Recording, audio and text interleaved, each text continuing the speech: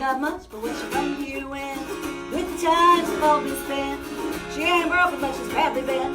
Nothing she wants here, nothing that shines. She's made up her mind, going back where the grass grows tall, and the fields burn in the fall. You can still hear the night birds call. Back in Wichita.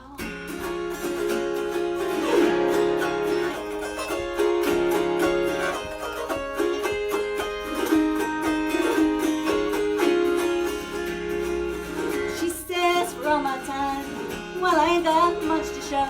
You can tell that man of mine, and anyone that wants to know, going back where the grass grows tall, and the fields burn in the fall. You can still hear the night birds call. Back in Wichita, back in Wichita, back in Wichita, back in Wichita. A lovely regional one. I don't think I knew that was Gillian Welch. Yes, that's another one. Tim and Molly O'Brien, I think, have performed that. Oh. Yeah. I think you're the only one I've heard perform that.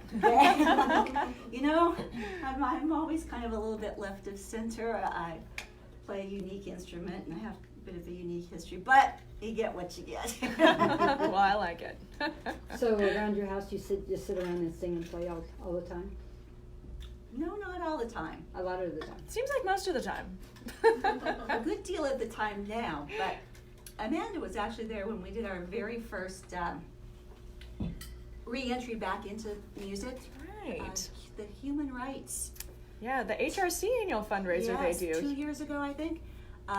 So when we decided to have children, we thought, well, you know, we've heard that that's kind of a big commitment. Involves a lot of work. Just a little. So we ended up, we said we should take some time off and, you know, focus on this, do it right. And so that turned into 20 years. We found when we were traveling around with doing Little League and skating and hockey and lessons and school and choir, that really took up a lot of time. And it was worth every penny of it. Our son now plays a beautiful violin, mandolin, banjo, and guitar. And he's a solid third of the common threads. So.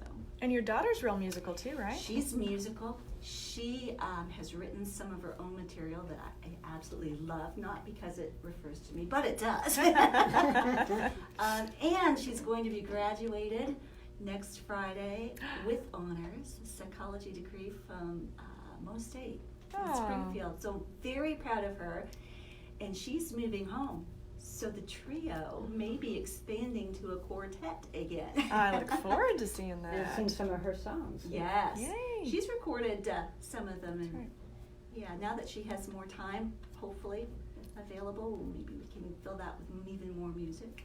What a way to raise your kids with music. And It worked for me, and you know, music is one of those things that it's like a bridge.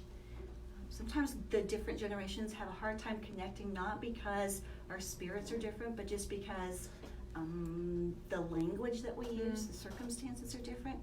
But what's so cool, my father, who my son was named after, is 91. Well, will be 91 in February, still performs, and my son has been able to sit down with him and just connect, like a deeper connection, like a connection that makes you interested enough that you want to spend more time with each other and learn about, you know, different generations. It's just, we've just been so blessed to have that. Oh, that's lovely. So we try and share it. so your kids didn't go to through that time where they didn't want to be seen with you? Oh, sure they did. I like to be, you know, a positive person, but let's be real. We were all teenagers once. Indeed. But during a lot of that time, I spend several weeks in Canada with my father during the summer, so you know, they still got to go to a different country, and part of that deal was they had to play music, so part of that deal was, well, no, you don't have to be seen. However, You must be heard. Yeah. So you got another song for us? Sure do. What's next up?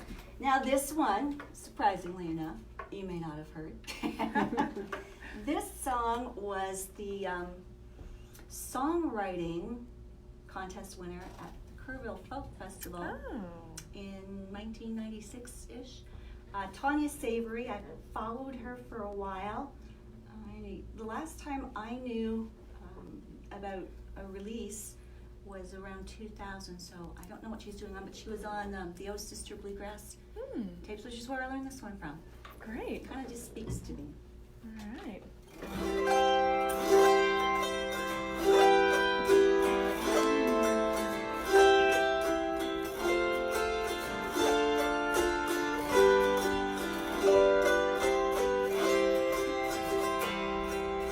Look at how the old leaves drop down the oak tree.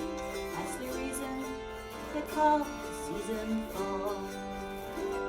Look at how the geese have flown miles from their summer home. It's the reason for the mournful call. Look at you, all alone, pace the floor looking for reasons of your own.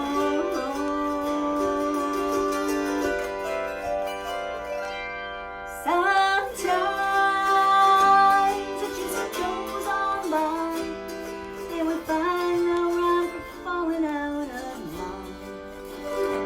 No line that's clear and well defined separates what is from what was. Oh, don't north and south, just a little bit colder because if you're thinking of leaving, need a reason,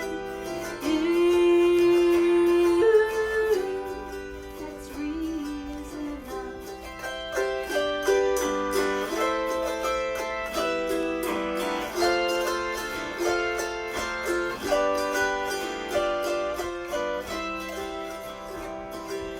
I could sit you down and try to tell you all the reasons why it would not be fair for you to go.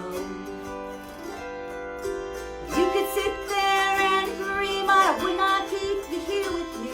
It was all is fair, all is fair, I know. And look at me in the dark, searching for one good reason for your change of heart.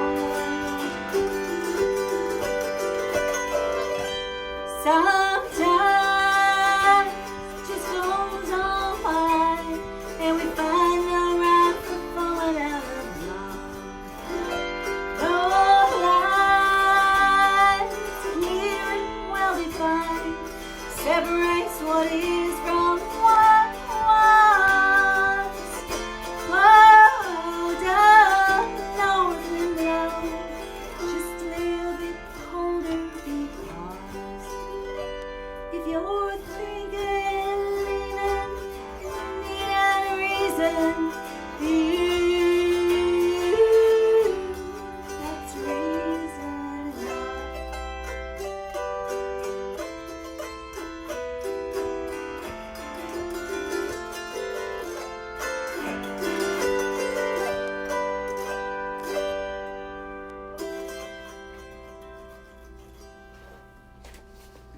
Oh, beautiful again. I love that one. Well, Nice song. thank you.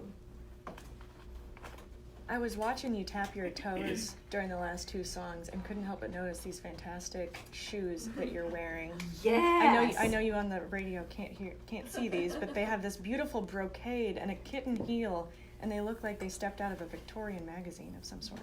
And best of all, they're comfortable. That's a real find. Let's see. So do people clog to your music? Do they what? Clog? Do you ever play any clogging music? That happens a lot in folk music. But They do, and we can. And usually I won't be singing when they clog because the two don't go together Yes. real well. But we do lots of instrumentals. I have a fantastic auto harp teacher in the area that I've been really fortunate to work with for the last couple of years, Tom Schrader. He gives lessons. been there, done it all. Auto Harp Hall of Famer. Sometimes I feel like people are just put in your life for a special purpose. My mom is the reason that I probably play the auto harp. My mom played the auto harp. But cancer decided that she was not going to be able to be a mentor like I would have liked. So Is it a difficult instrument to learn? yes and no and yes. You know, in the 60s, 70s, they were put in elementary schools. Oh, and they're wow. a fantastic instrument for elementary schools because in 5 minutes, and I do this when I'm working at Aldridge Orchard in the fall, and I kind of busk and have children come up all day long, and I can have them playing a song in 5 minutes, Oh, and wow. their eyes get big and their parents' eyes get bigger, and it's such a wonderful thing to share because you can make a good sound, something that's really pleasing, quickly. And then you can get down into melody playing and the different genres and the different techniques, and it can be as challenging as you could ever imagine any instrument to be. But the biggest challenge of all, perhaps, and I would be amiss if I didn't mention that they have 36 or 37 strings, Wow. and they should be tuned every time you take the auto harp out of its case to play. That's a lot Takes of a little tuning. time, doesn't It it? takes a little bit of time. They've invented these fine tuners, which has been a godsend. That's the biggest challenge of having an auto harp is people. I had one person asked me if I wanted to buy their auto harp. It wasn't a very good instrument. I'm thinking, well, that's a great sales pitch. She said, yeah, it just won't hold tune. She said, I tuned it a few months ago, and every time I pick it, and I'm like, oh, okay, well, maybe I do want to look at that instrument. Maybe there is hope. Do you have another song for us? Sure do. It's an original I didn't write. Who wrote it? Well, you know what? Most of the people in my family, I feel like, go through the same experiences as I do, and they write really good things that I would have written myself if I would have written it. So why reinvent the wheel? I'm going to do one that my dad wrote. Oh, lovely. And, you know, I love shopping. But once the internet was invented, it occurred to me it was not the shopping that I loved, nor the purchasing. It was really the social aspect. Oh. And this song is about the social aspect of, well, shopping in a way. It's called the Hometown Rummage Sale, which I guess here we would probably just call it an auction or a garage sale, but you'll get the idea. Lovely.